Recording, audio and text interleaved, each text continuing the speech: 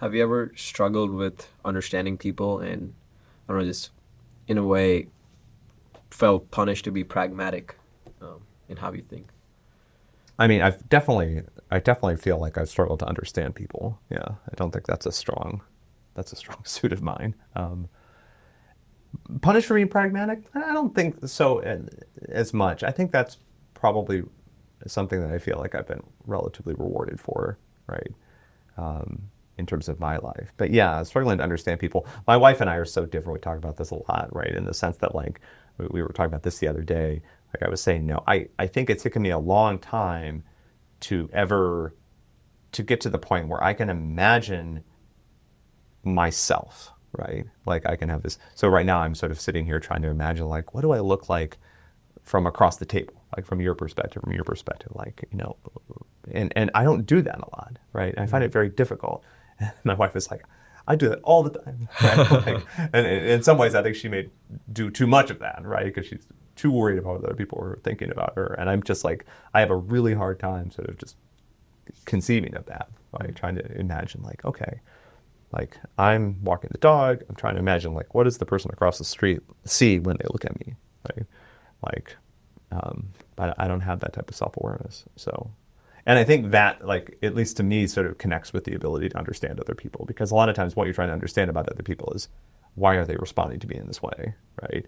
But if you have a difficult time understanding the impression that you're making on them, then you're sort of missing one of the steps that you need to take.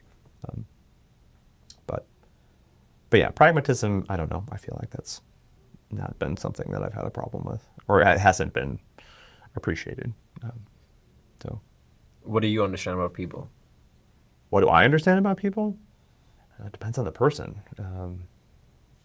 Yeah, this is something that I feel like I've decided to try to work on more, right? And just in terms of like trying to, because for me it just requires like a lot of active imagination, right? I remember reading David Foster Wallace talking about this once, right? Where just like, and because I think he might have been a person that had similar struggles with this, right? But it was like for him, he saw it as a jumping off point to like exercise your imagination, right? So I remember there's a little, I think this is from, so you think this is water? He gave this commencement address at Kenyon College once that got printed into a book. You guys might have seen it.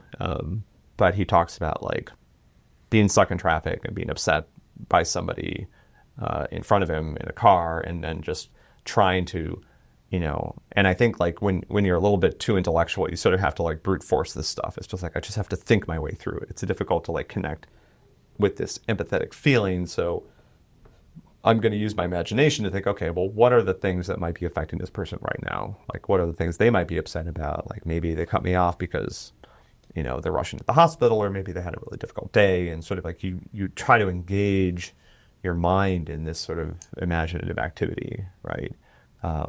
But it doesn't come that naturally to me. So my wife is just much, much better at it, right? And I'm not saying that in terms of just like, oh, she's just better at that. I think she's better at it because she's done it more. Like she engages in this type of thinking, right? I don't think it's just like natural ability. I think that's something that she's learned how to do, and it's something that she puts to good use, right? In terms of like how she engages with